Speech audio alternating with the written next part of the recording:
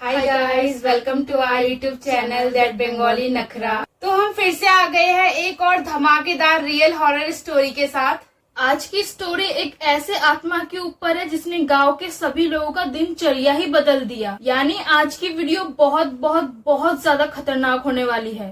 तो रूम की लाइटें बंद कर दो और फोकस यहाँ पे करो। तो आज की इस खतरनाक वीडियो को शुरू करने से पहले सबसे पहले जाके चैनल को सब्सक्राइब कर दो। बिल्कुल फ्री है। सो विदाउट एनी डिले चलो वीडियो को स्टार्ट करते हैं। तो आज की हमारी ये हॉरर स्टोरी हमारी मम्मी के बचपन की है, जब वो बहुत ज्यादा छोटी थी और वेस्ट बंगाल में रहती थी। आज की ये हॉरर स्टोरी इतनी ज्यादा खतरनाक है कि आज भी हमारी मम्मी इस भूतिया घटना को बताते समय डर जाती है और उनके रोंगटे खड़े हो जाते हैं, क्योंकि ये भूतिया घटना सिर्फ 1-2 दिन नहीं हुई थी, बल्कि 2-3 हफ्ते तक हुई थी। तो चलो कहानी को बिल्कुल शुरुआत से शुरू करते हैं। हमारी मम्मी हमें बताती है कि बहुत साल पहले मेरी मम्मी जिस एरिया में रहती थी, तो मेरी मम्मी के घर से 2-3 घर छोड़कर एक परिवार का घर था, जिसमें पति पत्नी और उनकी इकलौती बेटी रहते थे। पति बाहर काम करने के लिए बिल्कुल भी नहीं जाता था और उनको शराब पीने की बहुत बुरी आदत थी। पति हर समय बस शराब ही पीता रहता था और अपनी बेटी जो कि 18 या 19 साल की थी और अपनी पत्नी से रोज झगड़ा करता था। वो अपनी पत्नी और अपनी बेटी से कहता था कि तुम लोग जाके बाहर काम करो और कैसे भी करके मुझे पैसे दो ताकि मैं जाके अपने लिए शराब खरीद सकूं। वो उन दोनों पर बहुत ज्यादा चिल्लाता था पैसों के लिए और उन पर बहुत ज्यादा दबाव डालता था ताकि वो माँ बेटी उसके लिए पैसे लेके आए और उसे पैसे दे दे। क्योंकि उसके पति को शराब पीने की बहुत बुरी लत लग चुकी थी, इसलिए वो काम पर भी नहीं जाता था। इसलिए मजबूरी में माँ बेटी को घर चलाने के लिए घर से बाहर काम पर जाना पड़ा। वो दोनों माँ बेटी दूसरों के घर में जाकर झाड़ू पोछे का काम करती थी और दिन भर मेहनत करने के बाद उन्हें जो पैसा मिलता था वो पैसा उसका पति उनसे ले लेता था। वो उन्हें घर चलाने के लिए जरा सा भी पैसा नहीं देता था। वो माँ बेटी चाहे कितना भी कोशिश करके जोड़ जोड़ के पैसे छुपाने की कोशिश करे, पर उसका पति इतना खतरनाक था कि वो डरा धमका के भी उनसे पैसे निकाल ही लेता था, जिस वजह से उनका जीवन बहुत ही गरीबी में बीत रहा था। यहाँ तक कि उनके पास खाने के लिए भी पैसे नहीं होते थे। दिन भर काम करने के बाद भी उन दोनों माँ बेटी को पैसे नहीं मिलता था। अगर कभी उसके पति को पैसे देने में जरा भी देरी हो जाती तो वो गली मोहल्ले में हंगामा मचा देता था और सबके सामने अपनी बेटी और अपनी पत्नी की बेइज्जती करता था और उनपे चिल्लाता था, जिस वजह से गली मोहल्ले में इस परिवार की बहुत ज्यादा बेइज्जती होती थी। और गली मोहल्ले में बेइज्जती होने के कारण ये माँ बेटी किसी से उतना बातचीत भी नहीं करते थे, बस अपने में ही लगे रहते थे। गली मोहल्ले में उनकी दोबारा किसी के सामने बेइज्जती ना हो, इसीलिए वो माँ बेटी चुपचाप से अपने पति को टाइम पर पैसे दे दिया करती थी। ऐसे ही कुछ महीने बीतते हैं। वो दोनों माँ बेटी दूसरों के घर में झाड़ू पोछा का काम करती रही। धीरे धीरे क्या होता है, पैसे ना होने के कारण, कुछ ना खा पाने के कारण वो औरत बहुत ज्यादा कमजोर होने लगती है। उनकी तबीयत बहुत ज्यादा खराब होने लगी। वो इतना बीमार हो गई थी कि उनसे ढंग से उठा भी नहीं जाता था। अपनी माँ को इस हालत में देखकर वो लड़की कई घरों में जाकर काम करने लगी। वो सुबह सुबह घर से निकल जाती थी और सीधा थकी हारी रात को घर वापस आती थी। वो लड़की अपनी मम्मी की दवाइयों के लिए पैसे इकट्ठा कर रही थी, लेकिन उसके पापा को उसकी मम्मी और उसकी बेटी पर इतना भी तरस नहीं आता। उस समय भी वो अपनी बेटी से दवाइयों के पैसे भी ले लेता था। बिना खाना और बिना दवाइयों के उस औरत की हालत दिन पर दिन और भी ज्यादा खराब होती जा रही थी। उस समय गांव में कोई इतना ज्यादा अमीर भी नहीं था जिसके पास इतना ज्यादा पैसा रहता हो कि वो हर दिन उस परिवार की मदद कर सके। वो अपने रिश्तेदारों के पास भी गई पैसे मांगने, पर उसके रिश्तेदारों ने उसका शक्ल देखते ही उसके मुँह पे गेट बंद कर दिया। एक दिन बहुत ज्यादा बीमार होने के कारण और पैसे ना होने की वजह से इलाज ना करा पाने के कारण उस औरत की मृत्यु हो जाती है। अपनी माँ को अपनी आंखों के सामने मरते देख वो लड़की पूरी तरह से टूट जाती है। उस लड़की के जीवन में एक उसकी माँ ही थी जिसकी वजह से वो थोड़ा बहुत ही सही पर खुश रहती थी। उसके जीवन में अब ऐसा कोई भी इंसान नहीं था जो उसको समझ सके और उसकी चिंता कर सके। अपनी माँ के मरने के बाद अब वो लड़की पूरी तरह से अकेली हो गई थी। एक पिता होने के बाद भी वो लड़की बिल्कुल अनाथ ही थी। उस लड़की के माँ के मर जाने के बाद भी उसके पापा के स्वभाव में बिल्कुल भी बदलाव नहीं आया। वो वैसे के वैसे ही थे। वो आदमी अपनी बेटी से कहता है कि तेरी तो माँ मर गई है, अब तुझे अकेले ही काम करना है ताकि मेरे शराब खरीदने के लिए पैसों की कोई दिक्कत ना हो। बेचारी लड़की अपने पापा के डर से अकेले ही 2-3 घरों का काम करने लगी। वो लड़की बस अपनी बुरी किस्मत से जूझ रही थी। उसने कई बार घर से भागने की भी कोशिश की पर कभी भी वो कामयाब नहीं हो पाई। एक बार दोपहर का टाइम था, उसके पापा घर पर नहीं थे तो वो लड़की घर से भागने की कोशिश कर रही थी। जैसे तैसे वो चौराहे तक पहुंची कि उसके पापा ने उसे चौराहे पर ही देख लिया। उस लड़की के पापा ने उसका कस के हाथ पकड़ा और घर की तरफ लेके चले गए। उसके पापा ने उसे बहुत ज्यादा धमकाया और उससे कहा कि अगर तूने अगली बार घर से भागने की कोशिश की तो मुझसे बुरा कोई नहीं होगा। यहाँ तक कि उसने कई बार रात को भी घर छोड़ने की कोशिश की पर हर बार कैसे न कैसे से कोई न कोई पकड़ ही लेता था। वो लड़की हर एक तरफ से फंस चुकी थी। उसके पास अपने इस मनुष्य जिंदगी से निकलने का कोई और चारा नहीं था। यहाँ तक कि उसके पास कोई दोस्त भी नहीं था जो उससे बात कर सके या फिर उसको समझे। वो बस दिन भर काम ही करती रहती थी और अपने पापा से बुरा भला सुनती रहती थी। उसकी जिंदगी में बस दुख ही दुख था। वो हर समय बस अपनी माँ को ही याद किया करती थी। अब वो अपनी जिंदगी से पूरी तरह से थक चुकी थी। एक दिन वो लड़की क्या करती है, सुबह सुबह वो लड़की घर से काम के लिए निकल जाती है। पूरा दिन काम करने के बाद वो एक दुकान पर जाती है और जहर खरीदती है। अगले दिन सुबह वो लड़की वो जहर पी लेती है। वो लड़की जो जहर खरीदती है उसका असर बहुत धीरे धीरे होता है। जिस दिन उस लड़की ने वो जहर पिया होता है उस दिन वो लड़की अपने घर से बाहर कहीं भी नहीं जाती है। वो पूरा दिन अपने घर पर ही रहती है और अपने मरने का इंतजार करती है। अपना घर का पूरा काम करने के बाद दोपहर के समय जब वो लड़की खाना खाने बैठती है तो बस वो लड़की एक ही निवाला अपने मुंह में लेने जाती है कि उसकी बॉडी में वो जहर असर कर देती है और उसकी उसी जगह पे मृत्यु हो जाती है। मरते समय वो जो चावल का निवाला उस लड़की के हाथ में होता है वो उसके हाथों में ही रह जाता है। वो चावल के निवाला वो खा ही नहीं पाती है। जिस टाइम वो लड़की मर जाती है उस समय उसके घर में उसके पापा नहीं होते हैं। उस लड़की को मरे हुए लगभग 3-4 दिन हो गए थे। एक दिन की बात है, एक रिक्शा वाला आधी रात को अपने घर वापस लौट रहा था काम से। वो रिक्शा वाला भी उसी एरिया में रहता था। तो जैसे ही वो काम पे से लौट रहा था वो रास्ते में क्या देखता है कि आगे एक लड़की खड़ी है जो सीधा उसके ही रिक्शे को घूर रही है। क्योंकि काफी अंधेरा हो चुका था और रास्ते में भी उतना खास लाइटिंग नहीं हो रखा था तो वो उसे दूर से पहचान नहीं पा रहा था। वो बस इतना ही देख पा रहा था कि कोई तो सामने खड़ा है जो कि एक लड़की है। तो उस रिक्शे वाले को लगता है शायद कोई लड़की खड़ी है जिसको मदद की जरूरत होगी। तो वो रिक्शा वाला उसके पास अपने रिक्शा लेके जाता है और जैसे ही वो उसके चेहरे की तरफ देखता है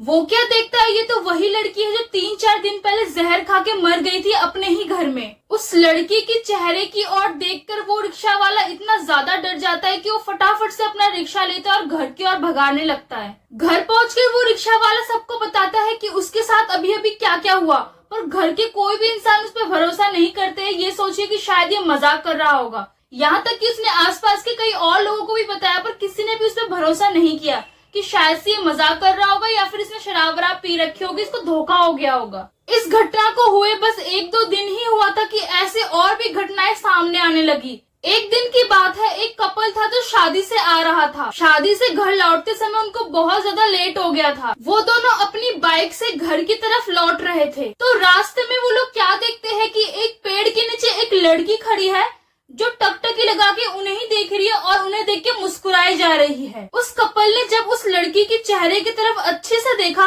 तो उन्होंने क्या देखा, ये तो वही लड़की है जहर खा के मर गई थी। वो लोग अपनी बाइक को फुल स्पीड में घर की तरफ भगाते हैं और जैसे तैसे अपने घर पहुंचते हैं। घर पहुंचते ही उन्होंने भी सारी चीजें अपने घर वालों को और आसपास को बताया कि ऐसा ऐसा था, वो लड़की हमें दिखी थी। आसपास के लोगों को लगा शायद से ये सच बोल रहा है क्योंकि ऐसे और भी कई सारी घटनाएं हो चुके थे, क्योंकि ऐसे बहुत सारे लोग थे जिसको कि वो लड़की दिख चुकी थी। अब उस एरिया के सभी लोगों को ये पता चल चुका था कि उनके एरिया में रात के समय उस लड़की की आत्मा भटकती है। उस लड़की का कहर इतना ज्यादा लोगों के अंदर हो गया था कि सभी लोगों ने रात के समय कहीं भी जाना बंद कर दिया, क्योंकि उस लड़की की आत्मा इतनी ज्यादा खतरनाक थी कि रात बिरात में किसी के भी सामने कहीं पे भी वो दिख जाती थी। इसीलिए लोगों को डर था कि अगर वो रात में कहीं पे भी बाहर निकलेंगे तो उस लड़की की आत्मा उनको जरूर कहीं ना कहीं दिख जाएगी। अब तो उस लड़की की आत्मा ने उस एरिया में इतना ज्यादा आतंक मचा दिया था कि रात बिरात में दिखने के साथ साथ अब वो लोगों का दरवाजा तक खटखटाने लगी रही थी। रात का समय था,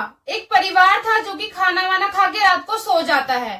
वो परिवार मेरी मम्मी के घर का पड़ोसी ही था। करीब रात के 2-2:30 बजे होंगे कि तभी उनके घर के दरवाजे पर किसी की जोर जोर से खटखटाने की आवाज सुनाई देती है। आवाज इतनी जोर से थी कि पूरा परिवार जग जाता है। वो लोग बस गेट की तरफ देख ही रहे होते और सोचते कि इतनी रात को कौन हो सकता है आखिर। इतने में उन्हें एक लड़की की आवाज सुनाई देती है जो कि उनसे कहती है कि मुझे भूख लगी है, मुझे चावल दो। क्योंकि ये घटना वेस्ट बंगाल की है इसीलिए वो लड़की बंगाली में बोल रही थी। मैं आपको बता देती हूँ कि वो लड़की क्या बोल रही थी। वो लड़की कह रही थी कि आमा के खिदे पेचे, आमा के भात दो। उस लड़की की आवाज सुनकर घर के सारे लोग डर जाते हैं और उनको पता चल जाता है कि ये आवाज और किसी की नहीं बल्कि उसी लड़की की है जिस लड़की की डेथ हो गई थी। वो लोग इतना ज्यादा डर जाते हैं कि गेट बिल्कुल भी नहीं खोलते और चुपचाप से बिना आवाज निकाले सो जाते हैं। इस इंसिडेंट के बाद गांव वाले तो बहुत ज्यादा डर जाते हैं। वो लोग सोचते हैं कि अब तक तो वो हमें गली मोहल्ले में दिखा करती थी, अब वो हमारे घर के दरवाजे भी खटखटाने लगी है। अब तो उस लड़की की आत्मा से गांव वाले इतना ज्यादा डर गए थे कि इमरजेंसी के समय में भी रात को घर से बाहर नहीं निकलते थे। अपना सारा काम वो दिन में ही निपटा लेते थे ताकि रात को बाहर ना निकलना पड़े। रोज रात में वो लड़की किसी न किसी के घर में जाया करती थी और चावल मांगा करती थी। वो उनके घर का दरवाजा तेज तेज खटकाती थी और कहती थी मुझे भूख लगी है, मुझे चावल दो। मेरे नाना के पास एक साइकिल था जिसे कि वो अपने घर के बाहर ही खड़ा रखते थे। एक दिन की बात है, मेरी मम्मी और घर के बाकी सब सो रहे थे तो घर के बाहर से उनको बहुत जोर जोर से साइकिल की रिंग की आवाज आ रही थी। ऐसा मानो कोई जोर जोर से उनके साइकिल की रिंग को बजा रहा हो। तो सबकी नींद खुल जाती है। तो मेरी मम्मी क्या करती है कि पापा को बोलती है अपने कि जाओ देखो बाहर कोई रिंग बजा रहा है साइकिल की। तो मेरे नाना सोचते कि इतनी रात को कौन ऐसा करेगा कि किसी के घर के आगे रिंग बजाएगा। तो मेरे नाना खिड़की से क्या देखते हैं कि एक लड़की खड़ी है जो कि उनके साइकिल की रिंग बजाए जा रही है और बोल रही है कि मुझे भूख लगी है, मुझे खाना दो। ये सुनते ही मेरे नाना फटाफट से रूम के अंदर आ जाते हैं और उन सबको बताते हैं कि बाहर वही लड़की खड़ी है।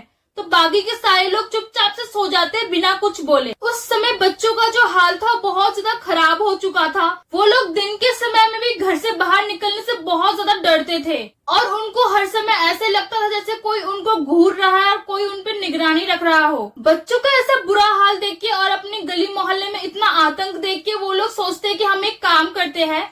जब वो लड़की मर गई थी तो उसके हाथ में चावल का निवाला था जिसको वो खा तक नहीं पाई थी और जब वो मर गई थी उसके हाथ में वो निवाला ही रह गया था। क्योंकि वो निवाला नहीं खा पाई तो शायद वो भूखी ही मरी है, इसीलिए वो हमारे घर में आके दरवाजे खटखटाती है और अपने लिए चावल मांगती है। तो वो सारे लोग सोचते हैं कि चलो हम एक काम करते हैं, अपने घर के आगे एक एक थाली भर के चावल रख देते हैं।